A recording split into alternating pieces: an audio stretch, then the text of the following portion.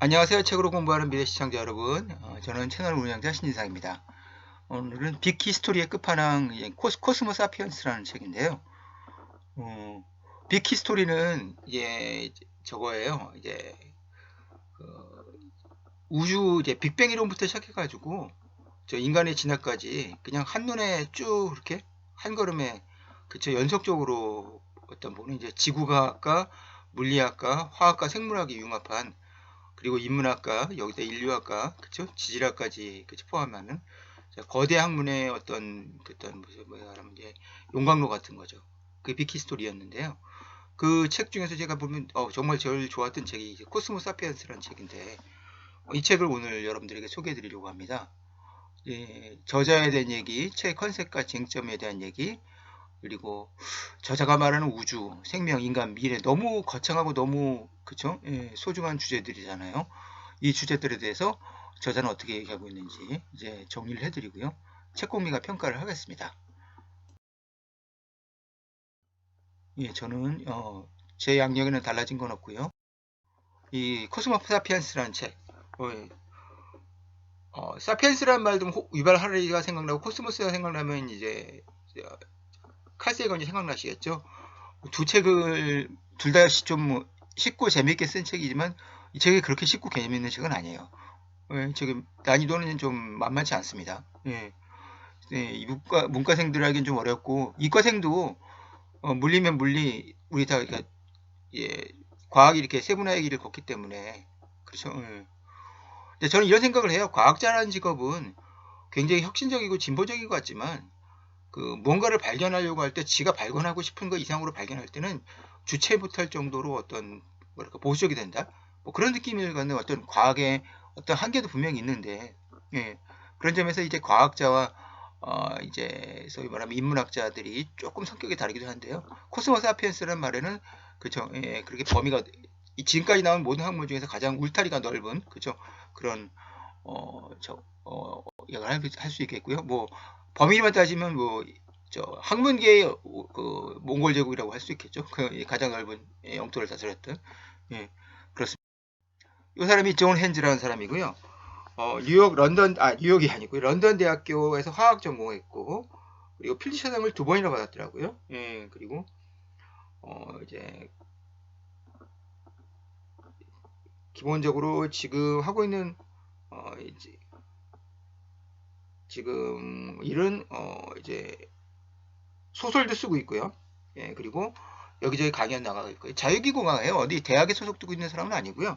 예, 아마 국내에는 존 핸즈라의 이름으로 검색을 해보니까 이 책 외에는 뜨진 않던데요. 영국인입니다. 그리고 이제 앞에 추천사들이 잔뜩 달려 있고 그리고 우리나라에서 그쵸 통섭하면은 뭐 무조건 거의 반사적으로 나오는 인물이죠. 최재천 이화여대 석좌 교수도 추천사를 썼습니다. 추천사 중에서 가장 인상적이었던 게 이 책의 어떤 컨셉과 장점을 딱 잘 표현하고 있어요. 대담하고 어마어마하며 그쵸? 철학적으로 완전하다. 예, 요 세 가지가 이 책의 어떤 저거 같아요. 그다음에 우주는 어, 결국 빅뱅 이론 얘기를 많이 하는데요. 우주의 기원과 본질 그리고 형태를 연구하는 과학의 한 분야인 우주론은 빅뱅 모델을 정통 이론으로 내세운다. 그러나 이 빅뱅 이론이 과연 완벽한가에 대해서는 많은 수정과 많은 인플레이션 이론도 빅뱅 이론에 대한 수정 이론으로 등장했고 그렇죠. 그리고 중요한 것은 이제 그러면 빅뱅 이전엔 정말 아무것도 없었나? 그건 진짜 아무도 그쵸. 현재 우주가 존재하는 한 영원히 알 수 없는 그 저거잖아요. 그래서 이 저자도 정통 모델이 계속 수정되고 있다고 얘기를 해요. 그리고 다른 우주론도 다루고 있습니다. 에너지와 물질이 계속해서 순환하는 영원한 우주론. 이거는 뭐냐면요. 영겁회귀론이에요. 조로아스터교에서 얘기하는. 그쵸? 우주가 커졌다가 팽창했다가 다시 축소해가지고 한 점 점이 됐다 다시 팽창. 이거는 불교적 세계관입니다.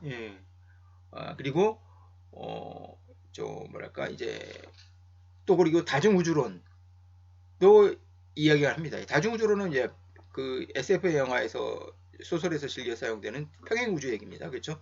이 우주가 한 개가 아니고 나라는 존재도 이 우주에 그쵸? 예, 물론 이제 물론 전혀 다른 직업을 가질 수 있는 예, 그런 나라는 존재가 또 얼마든지 있을 수 있다는 상상력의 나래를 피고 있는 그쵸? 예, 그 다중 우주론도 다루고 있는데요. 저자는 이렇게 보고 있어요. 이제 어, 앞에 것은 이제 검증이 불가능하고요. 뒤에 것은 아니다. 우리는 오직 하나의 우주만 가지고 있고 그 우주는 달리 비교할 수 없을 만큼 크고 우리는 그 일부라는 점에서 우주론은 과학의 다른 분야와는 다르다. 이런 차이로 인해 탐사의 한계와 추정상의 어려움, 데이터 해석이나 기본 전제의 타당성에 관련된 문제, 그리고 우주 이론과 그 전제가 되는 상대성 이론, 양자역학, 입자 물리학을 우주 전체로 사용했을 때의 부적합성 등 현실적인 문제들이 양산된다. 결국 우리는 우주의 나이나 그 팽창의 속도 등에 대해서 확실하게 말할 수 없다라는 거죠. 정말 우주는 138억 년이 맞나? 그 대충 현재까지는 그죠? 원래 137억 년이었는데 인플레이션 이론 때문에 1억 년 그죠? 더 먹은 거잖아요. 또 우주의 나이가 더 나이가 많다는 얘기가 나올 수도 있는 거고요. 우주의 팽창 속도는 아무도 알 수 없죠. 그쵸? 얼마나 더 팽창하고 팽창이 영원할지 어느 시점에서 수축할지 그치? 팽창이 너무 커지다가 결국에 그쵸? 풍선처럼 찢어질지 빅립이 되겠죠. 그건 아무도 모른다는 얘기예요. 예. 우주에 대해서는 그쵸? 예. 그런 이제 빅뱅 이론을 기본 이론을 하지만 예, 그것이 완벽하게 설명해 주지는 않는다는 게 예, 저자의 주장입니다. 지금까지 과학은 관측 가능한 우주 속에서 다양한 방식으로 이루어지는 물질 간의 상호작용을 서술하고 결정하는 물리화학 법칙을 추출해냈다. 이들 법칙에 따르지 않고서는 물질이 인간이라는 복잡한 형태로 진화할 수 없었을 것이다. 그렇죠? 예. 이 우주가 물질로 이루어졌다는 건 분명한 거고요. 인간 역시 물질로 이루어졌다는 건 분명한 거예요. 그러면 그죠? 비물질적인 존재로서 인간의 영혼, 그죠? 신 과연 있을지 모르겠어요. 예. 이 저자는 굉장히 그 두 가지 모두에 부정적입니다. 예. 다음에 결국 다윈 이론이죠. 생명은 그죠? 예. 가장 이 책의 많은 파트를 차지하고 있는 생명이론, 신다원, 다윈주의, 아니 뭐 신다윈론, 신다윈주의, 그죠? 예. 생명이란 폐쇄된 개체가 자기 내부나 환경의 변화에 반응하고 외부로부터 에너지와 물질을 추출하며 그 에너지와 물질을 자신의 생존을 위한 내적인 활동으로 변화시킬 수 있는 능력이라고 정의할 수 있다. 그러면 이제 바이러스가 생명인지에 대해서는 여전히 그렇죠? 예, 논란이 있을 수 있겠네요. 이 생명의 출현은 무생물 물질 내에서부터 정도의 변화가 아니라 종류가 달라졌음을 뜻한다. 그렇죠? 양질전의 법칙이 작용한 거죠. 예. 역시 다이내믹 이론도 아직 완벽하진 않습니다. 여러 가지 설들을 다루고 있어요. 생명은 외계에서 지구로 왔다는 주장도 있거든요. 사실 그러면 이제 미초카고 한 유명한 말이죠. 외계인이 궁금해? 가서 네 거울을 보면 된다. 뭐 이런 말을 했잖아요. 생명은 외계에서 거꾸로 왔다는 지구로 왔다는 다양한 주장은 본질적인 질문에 대한 해결을 그저 따를 미룰 편이며 그들 중 대부분은 거짓으로 증명되었거나 아니면 매우 의심스럽고 증거도 없는 가정에 기반하고 있다. 그리고 이제 결국 이제 신에 의한 설계 그리고 모든 것이 인간을 그죠 만들어지기 위해서 어떤 사전에 준비됐다는 인간 중심 이론, 약한 인간 중심 원리는 아무것도 설명하지 못하고 강한 인간 중심 원리 이거는 바로 이제 신의 창조를 믿는 사람들이겠죠. 해석과 최초 세포 관련한 지적 설계로는 최초 세포도 만들어졌지만 그것을 만든 지적 존재는 존재한다는 것은 반증할 수가 없으므로 과학의 영역을 벗어난다는 거죠. 근데 이제 SF 소설이나 영화에서는 이제 많이 다뤄지고 있고요. 그래서 이 저자는 협력에 대해서 굉장히 많은 얘기를 해요. 이제 생물 인간뿐만 아니라 인간에서 좀 더 많이 하고요. 단세포 종에서 협력은 타고난 것이다.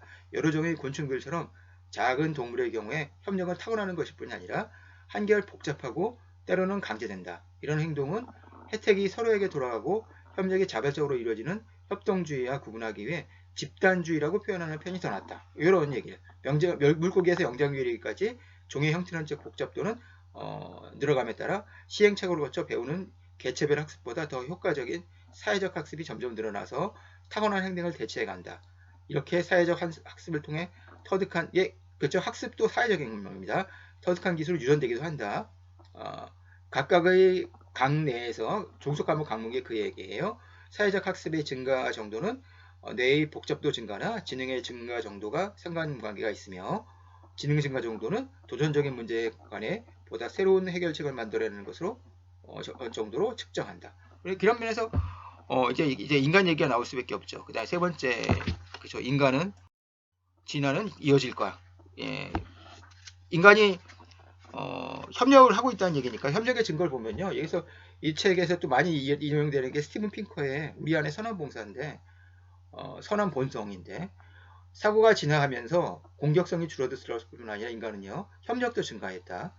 19세기 후반 사회 구조가 생물학적 진화에서 경쟁보다 더 중요한 요소라고 주장한 박물학자 표트로 크롭트킨이죠. 이 크롭트킨의 그쵸 얘기가 많이 나옵니다. 이 주장을 인간의 진화에까지 확장했다. 그는 역사적 기록은 비뚤어진 인상을 준다고 주장했다. 서사시, 기념비에 새겨진 글, 평화조약 등 역사상 거의 모든 문헌들은 동일한 특징을 갖고 있다. 즉 그들은 평화 자체보다는 평화의 파기를 다룬다는 것이다. 그렇기에 좋은 의도를 가지고 있는 역사가라고 하더라도 자신이 묘사하는 시대에 대해 무의식적으로 비틀어진 그림을 그리게 되어 있다. 이는 오늘날 저명한 역사가인 데이비드 캐니디안에게선 반향을 일으키고 있는데 그는 2013년 자신의 책 갈라지지 않은 과거 우리 차이를 넘어선 역사에서 역사가들은 종교, 인종, 국가 같은 다양한 인간 집단을 내부에서 그리고 집단들 간에 일어나는 갈등을 강조하다 보니 이들의 정체성을 넘어서 일어났던 우수히 많은 상호작용이 협력의 사례를 무시했다고 주장한다. 그러니까 인간의 진화는 이어질 수 있으려면요. 인간은 지금보다는 조금 더 협력하는 존재. 그건 그죠. 스티븐 핑거도 비슷한 얘기를 하는 것 같아요. 예, 그리고 세계화라는 것도 그쵸. 결국 인간의 진화에 긍정적인 역할을 하고 있고요. 독특하게도 인간은 어떤 환경에서도 생존할 수 있는 방안을 만들어낼 수 있는 만성적. 저 인간의 가장 큰 특징 중에 하나는 뭐냐면요. 이제 인간이 600만 년 정도 살았고 앞으로 몇백 년, 몇 천만 년을 더 살지 모르겠지만 더 종으로서 말입니다. 이제 굉장히 적응력이 뛰어난 그죠? 어떤 동물보다도 뛰어나다고 생각해요. 바퀴벌레보다 더 뛰어나다고. 독특하게도 인간은 어떤 환경에서도 생존할 수 있는 방안을 만들어낼 수 있는 반성적 의신을 활용해서 전직으로 퍼져나갔고 다른 종으로 진화되지는 않았다. 전세계로 퍼져나가는 대신에 20세기 중반 이후 전 세계로 이 여행이 가능해지면서 세계화가 촉진되었다. 이로 인해 인종 간의 교배가 늘어나고 생리학적 문화적 차이는 줄어들었는데 이는 전 세계를 돕는 것처럼 전자 커뮤니케이션의 방류점으로 인해 가능해졌다. 이렇게 무슨 얘기냐면 이 저자는요 인간의 부분에서는 철학적으로 이제 설명을 하는데 모두 세 번의 변화가 있었다고 얘기를 하거든요. 첫 번째가 이제 의식이죠. 등장한 것이고 그 의식이 그죠. 성찰과 추론과 반성과 비판이라는 그죠. 논리적 추론. 여기서 이제 혁신적인 인간의 의식에서 어떤 변화에서 중간 단계의 핵심적인 존재일 물론 이제 아리스토텔레스를 들고 있어요. 저도 동생을 통틀어서 그만큼 위대한 학자는 없었던 생각이 들어요. 아리스토텔레스가 바로 그죠. 인간의 반성적. 그리고 세 번째는 이제 15세기, 16세기 이후에 이제 서양에서 아시게도 동양에서는 그 전통이 없는 인간의 과학적 사고가 이제 완성된 거죠. 그렇죠? 그래서 사실은 지금의 서구 문명뿐만 아니라 세계를 지배하고 있는 문명은 다 그 과학적 사고의 결과물이 아닌가라는 생각을 하게 되죠. 저자는 이제 인간이 협력을 더욱 추구할 때 그리고 인간의 사회적 과학적 두뇌 지능이 사회적으로 진화할 때 그렇죠? 인간의 이 진화는 더욱 보고 있습니다. 이제 책공리가 이제 전체 평가를 내려보겠습니다. 역시 과학과 인문학은 만날 수 있다. 그러려면 이런 작가들이 우리나라는 없어요. 우리는 과학을 아는 사람들은 인문학을 모르고 인문학을 아는 사람들은 과학을 더더욱 모르기 때문에 이번에 저는 이제 윤석열 당선자와 사실 그쵸 총리가 예상되는 인수위원장 안철수 위원장을 굉장히 이제 기대를 많이 하는데요. 안철수 위원장 같은 사람이 바로 과학과 인문학이 만난 대표적인 케이스라고 생각하거든요. 그리고 이런 생각을 해요. 여기 많은 이론들이 등장하는데 그쵸 과학이란 건 결국에는 그쵸 상대성 이론이 뉴턴이라는 절대 그쵸 적인 진리에 도전했듯이 주류에 대한 도전이 과학의 본질인 거죠. 좋은 얘기들, 좋은 내용들이 많지만 단점도 있습니다. 하지만 너무 두껍다. 가독성은 많이 떨어집니다. 800쪽이 넘기 때문에. 그래서 이 책을 읽으실 분들은 제가 고등학생들한테 저는 이제 독서를 추천하는 사람이지만 좀 어려울 것 같다는 생각이 들지만 그죠. 서울대의 물리학과의 자유전공학부에 쓸 학생이라면 자소라면 아주 좋은 책이라는 생각이 들겠고요.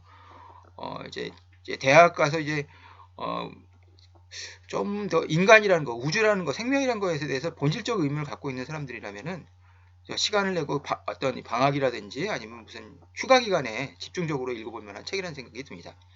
예, 이렇게 해서 이제 오늘 이제 리뷰를 마치겠습니다. 도움이 되셨다면 구독과 좋아요, 알림 설정 부탁드리겠습니다. 감사합니다.